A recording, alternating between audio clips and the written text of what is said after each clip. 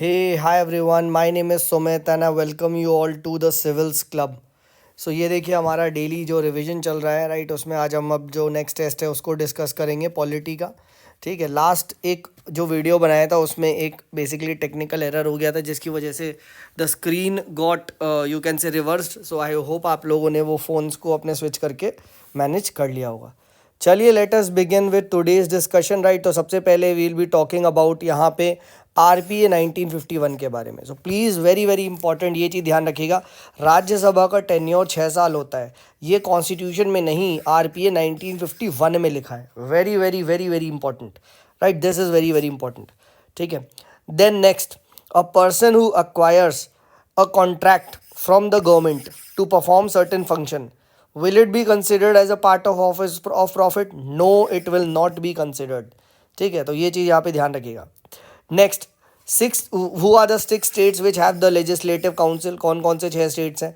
तो भैया भाई भाई स्टेट्स, यूपी का भाई, बिहार, महाराष्ट्र का, कर्नाटका एंड आंध्र प्रदेश का तेलंगाना। ठीक है, तो 6 स्टेट्स है, मेक द पेयर। ठीक है, अगर आप पेयर बना लोगे ठीक है तो आप बहुत आसानी से आप कर सकते हो। ठीक है राइट, और पेयर कैसे बनाने? UMA, UMA। अब यूपी का बिहार, महाराष्ट्र का कर्नाटका, आंध्र प्रदेश का तेलंगाना। ठीक है, तो कौन से 6 स्टेट्स है? आप सिंपली क्या बना लो? UMA, UMA है और मुझे इनके पेयर याद है। ठीक है, ऑल राइट। नेक्स्ट बात करते हैं यहाँ पे जो स्टेजेस ऑफ जो बिल होती है उसमें सबसे पहले हम बोलेंगे कि इंट्रोडक्शन क्या होता है राइट, मतलब जो what would constitutes the first reading of the bill. ठीक है, तो सिंपली क्या? Introduction of the bill and publication in the gazette. तो this would constitute what? This would constitute the first reading of the bill. Then हम बात करते हैं second reading of the bill क्या होती है। तो second reading of the bill होती है यहाँ पे there is a general discussion, stage of general discussion होता है, कमिटी स्टेज होता है। ठीक है, तो this is called as the second reading of the bill. ठीक है, एंड नेक्स्ट आता है द थर्ड रीडिंग। अब third reading is basically nothing but the consideration वाली स्टेज, जहाँ पे सिर्फ एक्सेप्ट और रिजेक्ट होता है बिल बस। ठीक है, तो ये चीज़ ध्यान रखिएगा। पूछा जा सकता है कि आपकी first reading of the bill क्या कॉन्स्टिट्यूट करती है, तो यहाँ पे याद रखिएगा कोई डिस्कशन नहीं हो रहा। ठीक है, कि फर्स्ट रीडिंग में डिस्कशन हो रहा है ना, फर्स्ट रीडिंग में क्या हो रहा है? Only introduction and publication of in the gazette. ठीक है, तो very very important, I hope ये कॉन्सेप्ट आ गया होगा। And then same process second house में चलता है, देन उसके बाद एसेंट ऑफ द प्रेसिडेंट होता है एंड फाइनली एक्ट बन जाता है। ठीक है, चलिए तो ये हाँ, and this is the second reading. Second reading को कैसे याद रखते हैं? सेकेंड स्टेज को GCC यानी stage of general discussion, committee stage and consider stage. ठीक है, ये ध्यान रखना। ठीक है right, this is what the idea is GCC। ठीक है, जनरल डिस्कशन, कमिटी स्टेज और कंसिडर स्टेज। और जो थर्ड आपकी रीडिंग होती है, थर्ड रीडिंग, यहाँ पे सिर्फ एक्सेप्ट और रिजेक्ट किया जाता है। तो ये कंसिडर स्टेज ऊपर वाली में आती है, सेकेंड रीडिंग में आता है। ठीक है, ये ध्यान रखना, GCC। ठीक है, ऑल राइट। नेक्स्ट बात करते हैं यहाँ पे अबाउट द कांग्रेस। तो याद रखिएगा अब तक हाईएस्ट कोई भी पार्टी ने कब सीट जीती है, तो it was under the Rajiv Gandhi, 415 seats आई थी, this is the highest.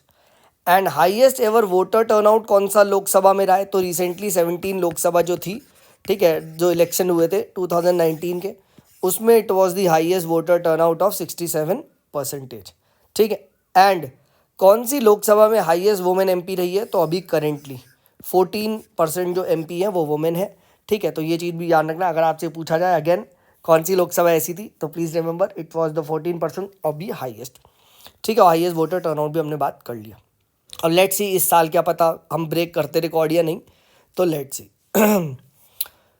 Next बात करते हैं यहाँ पे कि article number 56 of the constitution states that president will hold the office for 5 years। तो ये जो प्रेसिडेंट का टर्म है 56 में, ये चीज़ यहाँ पे लिखी गई है। देन याद रखना, फाइनेंशियल सिक्योरिटी कब लगाई जा सकती है? जबकि क्रेडिट इंडिया का थ्रेटन में हो या फाइनेंशियल स्टेबिलिटी थ्रेटन में हो। एंड कौन सा आर्टिकल है? आर्टिकल 360। मैंने आपको पहले ही बताया था इसको याद करने का क्या तरीका है। प्रेसिडेंट रूल को याद करो, +4 लगा दो, -4 लगा दो। +4 लगाएंगे 360 आएगा, this is financial emergency, this is president rule, ये याद है। एंड -4 करेंगे 352, this is what? This is national emergency. बहुत आसान है भाई, इसको याद रखना। ठीक है, प्लीज़ रिमेंबर दीज आर्टिकल्स। ठीक है, प्री में तो हेल्प होगी, while writing an answer on mains, ठीक है, you will be very, you can say, एक comfortable, ठीक है, राइट, ऑल राइट। तो आर्टिकल 56 हमने बात कर लिया प्रेसिडेंट वाला। अब अटॉर्नी जनरल का आर्टिकल कौन सा है, तो आर्टिकल नंबर 76 है, ठीक है। अब आपको मुझे बताना है attorney general is the only, you can say, officer of the executive, ठीक है, which is allowed to, you can say, attend any session of the parliament, ठीक है। आपको मुझे बताना है कि वो कभी भी पार्लियामेंट में आके बैठ सकता है and he is only officer, ठीक है। ये चीज़ आपको मुझे बताना है, क्या ये स्टेटमेंट सही है नहीं, ठीक है, क्या स्टेटमेंट सही है नहीं, ठीक है। Then next, political affairs committee को याद रखिएगा, this is also considered as super cabinet.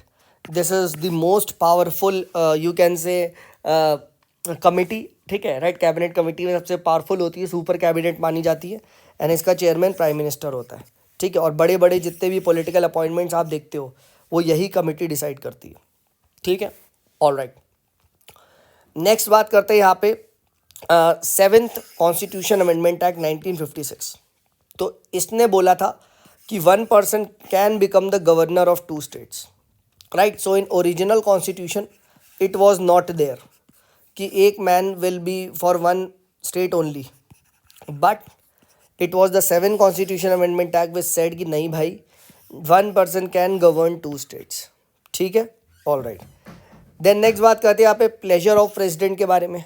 So pleasure of president simply means कि यहाँ कोई भी सिक्योरिटी ऑफ टेन्योर नहीं है, ठीक है, कोई टेन्योर नहीं है, ठीक है, राइट। अगर वो चीज़ प्लेजर ऑफ प्रेसिडेंट है तो प्रेसिडेंट कैन रिमूव यू, वहाँ कोई सिक्योरिटी ऑफ टेन्योर नहीं होता है, ठीक है। This is what is important, ठीक है, राइट। प्लेजर ऑफ प्रेसिडेंट का मतलब आप समझ लो, ठीक है। देन हालांकि ये चीज़ मैंने आपको पहले भी बताई है, ठीक है, ये चीज़ मैंने आपको पहले भी बताई है। देन रिप्राइव में क्या होता है, reprieve is basically a stay of the execution of sentence, ताकि क्या हो, जो कन्विक्ट है वो पार्डन के लिए अपील कर सके, ठीक है। तो ये चीज़ ध्यान रखना, stay of the execution of sentence, this is reprieve. Then question of disqualification of MLA, ठीक है, राइट। तो यहाँ पे क्या है ना, जब गवर्नर के पास जाता है तो गवर्नर जब ये डिसाइड कर रहा होता है तो वो उसकी लेजिस्लेटिव पावर होती है, it's not the judicial power, ठीक है। तो कल को आपसे पूछ लिया जाए गवर्नर की जुडिशियल पावर क्या है, तो that is with respect to judiciary, ठीक है, राइट।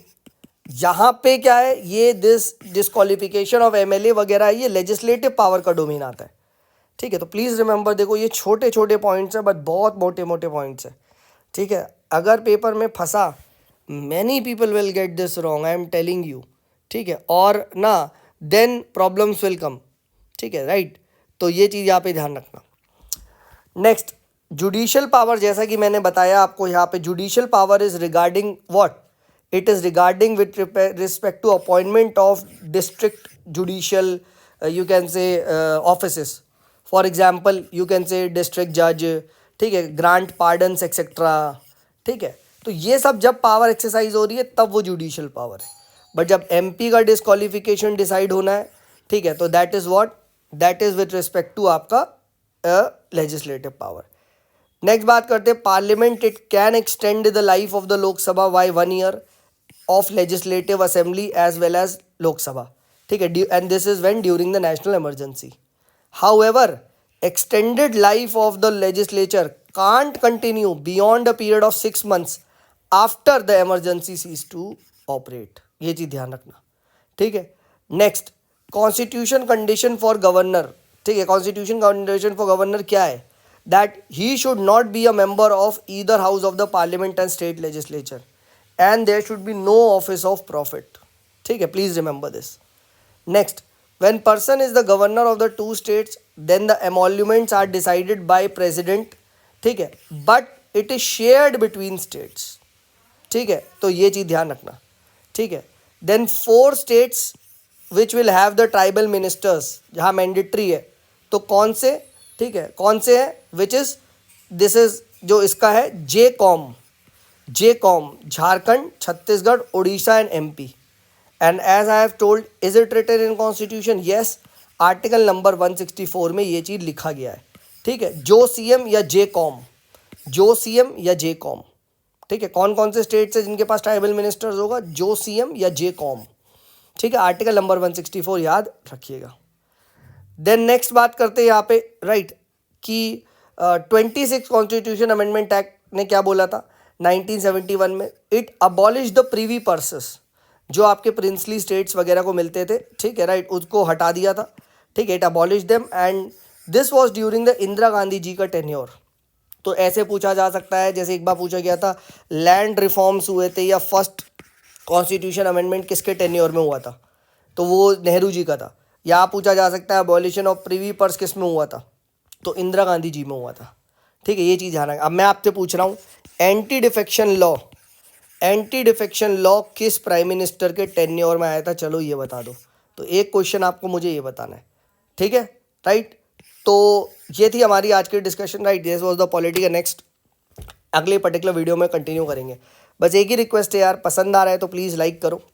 आई फील बहुत सारे लोग देख रहे हैं, ठीक है, बट वो they don't like the video, they don't subscribe to the channel, तो फिर ना यार मोटिवेशन नहीं लगता कि यार कोई तो देख नहीं रहा या कोई इतना वो नहीं हो रहा। ठीक है, तो एटलीस्ट थोड़ा सपोर्ट दिखाओ, तो फिर मैं और भी फिर वीडियोस में एफर्ट लूँगा एंड और उसको प्रोग्रेस करेंगे। ठीक है, चलिए मिलते हैं अगली वीडियो में।